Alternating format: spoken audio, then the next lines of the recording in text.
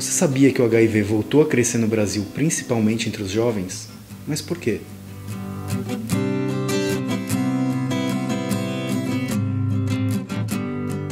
Nós paramos de educar as novas gerações em relação à AIDS. E o resultado disso qual foi? O Brasil hoje, ao contrário, na contramão dos países desenvolvidos, é aquele em que a prevalência da AIDS está subindo nas populações mais jovens, enquanto nos outros lugares está caindo. Subiu 11%. O pior, as maiores vítimas são jovens, de 15 a 24 anos. Especialmente aqueles que estão começando a vida sexual, nós não perdemos a consciência, perdemos a noção do perigo que representa a AIDS. E dentre esses jovens, sabem qual grupo o número de infectados mais cresceu? Uma coisa que chama muito a atenção é que a maior parte dos novos diagnósticos, ou uma população que tem sido infectada com uma frequência muito maior do que outras categorias, é a população de jovens, homens que fazem sexo com outro homem. Assim, né? Tem uma população que é mais exposta, que eu tenho que ser sincera e dizer, que é os jovens gays, e é verdade. Mas a AIDS atinge os vários setores da sociedade de um jeito ou de outro. Mas não dá para generalizar, eu acho que não dá para fazer esse tipo de generalização, né? Não dá para gente, da mesma forma como tem o vídeo de vocês, né? Nem todo gay é.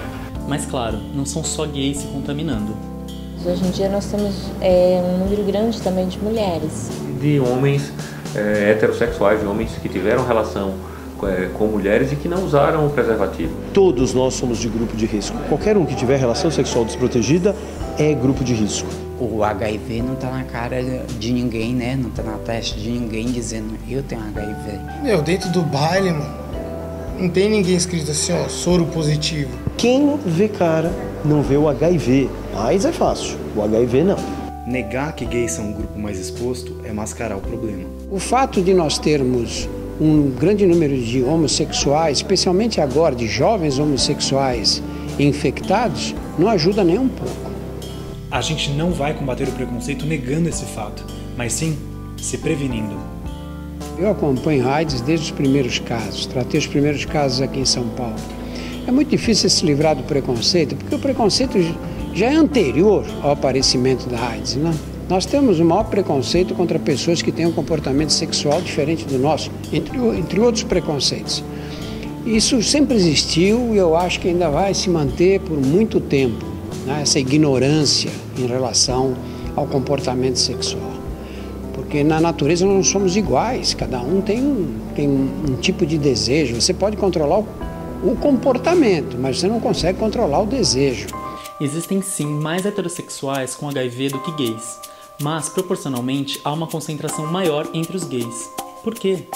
Frustrando a ira de preconceituosos, a culpa disso não é um castigo, não é a promiscuidade, que aliás acontece entre todas as sexualidades, e a AIDS também não é um câncer gay. A causa disso é biológica. Um estudo americano revelou uma tabela com os riscos de transmissão do HIV de acordo com cada prática sexual. Olha só. No sexo anal, a chance de contaminação é bem maior. Isso se dá pela maior possibilidade de atrito, fricção e lesões, que às vezes você nem percebe, mas facilita o contágio. Olha, sexo anal não é uma exclusividade de relações homossexuais, né? Os héteros também fazem sexo anal.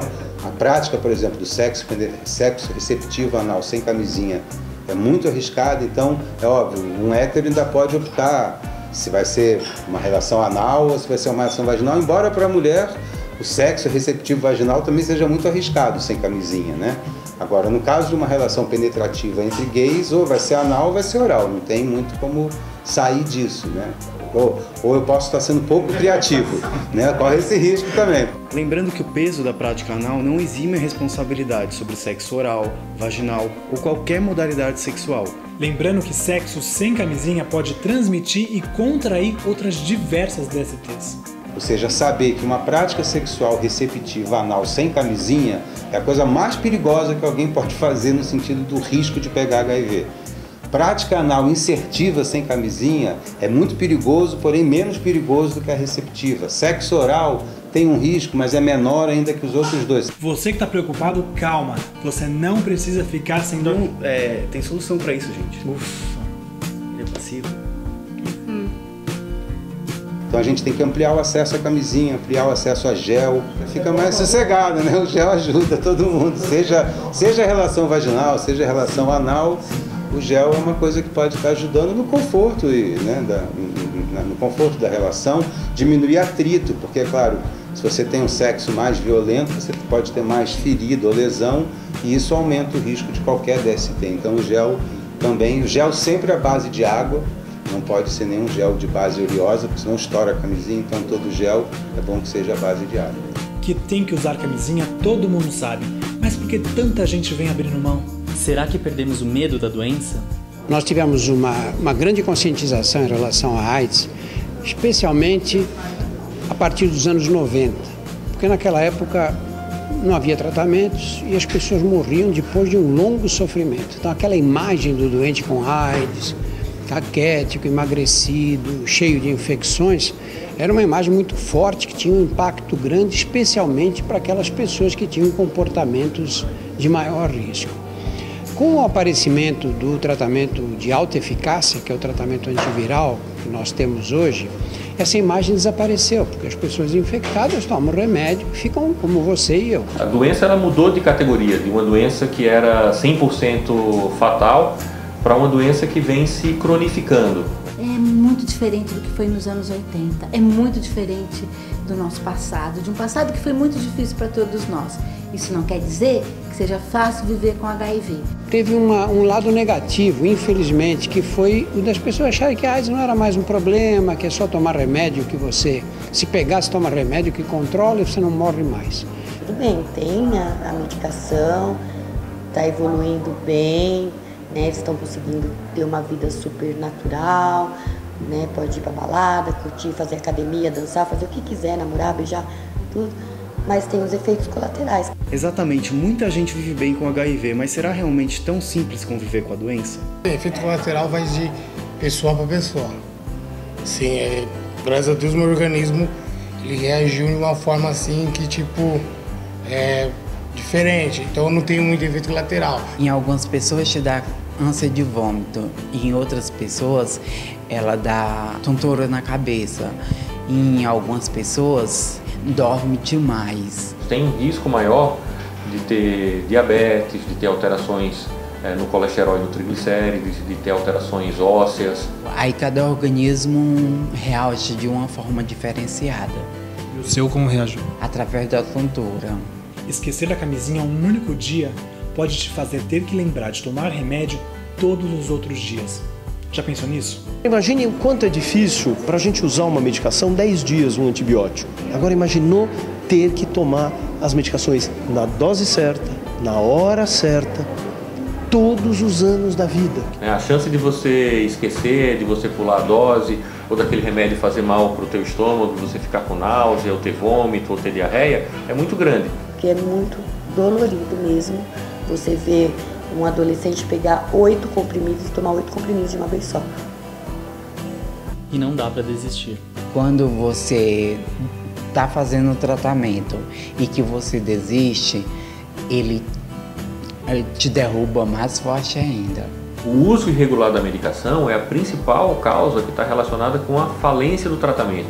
Porque se você usa a medicação de forma irregular, você aumenta a chance do vírus se tornar resistente aos medicamentos. E acredite se quiser, tem gente que se contagiou e se disse aliviado. Onde? Ele disse aliviado, não aliviado. Ah, tá. Certa vez eu ouvi isso de um paciente que falou, puxa vida, eu estou tão feliz que agora eu tenho HIV. Eu falei, como feliz? Não, porque eu sempre me preocupava quando eu ia pegar. E agora eu já peguei, agora eu estou mais tranquilo. Agora que é a hora dele ficar muito mais atento. Não só porque ele pode contaminar outras pessoas, mas se ele tiver uma relação sexual com outra pessoa que tem HIV e que abandonou o tratamento, ou começou, parou e que tem um vírus resistente diferente de um vírus que ele tem, desenvolve doenças graves. Uma maneira de melhorar esses efeitos colaterais é um diagnóstico precoce. O diagnóstico precoce ele faz diferença em relação ao tratamento. Quanto mais rapidamente eu conseguir ser diagnosticado, melhor vai ser a resposta ao tratamento e menos chance eu tenho de transmitir esse vírus para outras pessoas. Portanto, quanto antes fizer o diagnóstico, melhor. Quanto mais cedo, melhor. Por isso, faça o teste. Faz, viado! E hétero, bi, trans, lésbica, todo mundo. O primeiro passo é fazer o teste. Todo mundo que tem vida sexual ativa, que já transou alguma vez, precisa fazer a sorologia. Eu tô aqui no CRT da Vila Mariana e vou conversar agora com Gabriel Dornelas. Ele estava na fila para fazer o teste rápido. Gabriel, conta pra gente como estava a expectativa. A gente sempre fica nervoso, né? Qualquer exame que você faz, você fica nervoso. Exame de HIV, então você fica mais nervoso ainda. As pessoas têm muita resistência para fazer o teste. É o medo, claro que é o medo. Eu tava quase botando um ovo lá dentro, não sei se você viu. Mas esse é um grande passo. Por quê? Porque você, se estiver infectado, você pode se tratar e parar de transmitir o vírus, né? Você sabia que para cada 4 brasileiros infectados, um nem sabe? Porque um grande problema da infecção pelo HIV são aquelas pessoas que são infectadas e não sabem que são infectadas. Então essas pessoas são as principais responsáveis pela transmissão, né? Então, principalmente nos primeiros meses depois que o indivíduo se infectou. Por quê? Porque a quantidade de vírus que ele tem no sangue é muito alta. Reduzindo a carga viral das pessoas que são portadoras do HIV, eu também diminuo a possibilidade que essa pessoa transmita para outro. Qual foi o seu resultado? Negativo. Se tivesse dado positivo? Shit's got real. Não sei te informar. Eu não sei se eu ia contar para as pessoas, eu acho que não. Eu ia, obviamente, me tratar, porque isso é extremamente importante. O meu nervosismo não era de vai dar positivo, vai dar negativo, era de deixa eu saber o resultado, para eu ver qual vai ser a minha próxima ação. Mesmo assim, acidentes acontecem. E até para isso já existe prevenção. A gente tá falando do PEP. Que PEP? Pepe! Já tirei a vela! Pepe! Não é esse, Pedro, presta atenção. Seguinte, se você transou sem camisinha, bobeou, se ela estourou, se liga nisso. Caso você tenha uma relação desprotegida sem o uso da camisinha, fica atento. Se a gente instituir os medicamentos antirretrovirais até 72 horas após essa exposição, você pode evitar que haja a infecção. Ela vai tomar os remédios, isso tem que ser rápido, idealmente no máximo até 72 horas depois da exposição, senão não funciona. Essa é a PEP. Então esteja atento, é uma possibilidade, é uma nova possibilidade de prevenção e ela está disponível para você. Isso também não significa que a PEP seja simples. E assim, a gente tem muito cuidado com relação a esse tipo de estratégia de prevenção, para deixar muito claro que não é uma pílula do dia seguinte, né? É um medicamento que vai ser utilizado durante um período prolongado de 28 dias, com uma incidência alta de efeitos colaterais, quer dizer, então não é uma coisa que pode ser banalizada. Vou transar porque no dia seguinte eu tomo um comprimido e acabou. Mas é importante, caso ela seja necessária, ela tem que estar disponível e é um direito das pessoas terem acesso à profilaxia pós-exposição sexual. É um direito que você tem, de não se infectar durante esse período. Você entendeu? Não tem jeito de fugir da camisinha. Agora, Cazuza era um grande poeta e morreu de AIDS. E num desses poemas ele dizia pro dia nascer feliz. Então, se a gente quer que o dia seguinte seja bom, nascer feliz, pra gente estar tranquilo, acordar dizendo, não, eu transei com camisinha, não rompeu a camisinha, eu tô bem, eu tô tranquilo, portanto meu dia nasceu feliz. O Brasil revolucionou o tratamento da AIDS no mundo, né? Com essa coisa de distribuição gratuita da medicação. Puxa, a gente tem tudo aqui no Brasil para eliminar e não eliminamos. A gente tem os testes, a gente tem os medicamentos. Não adianta chorar, tem que usar camisinha. Muitos jovens estão mudando o destino das suas vidas por uma doença que poderia ser evitada pelo uso da camisinha. Camisinha é mais uma questão que deve ser introduzida na sua vida, é mais uma questão que deve estar presente nas relações sexuais que todos nós temos direito. Ninguém está impedindo as pessoas de terem relação sexual, de terem as suas opções.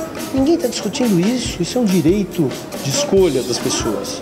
Mas o que a gente está falando é que dentro desse direito de escolha, a gente também tem o direito de escolher se eu quero ficar doente ou não. Aí você querer viver. A vida continua. A vida continua.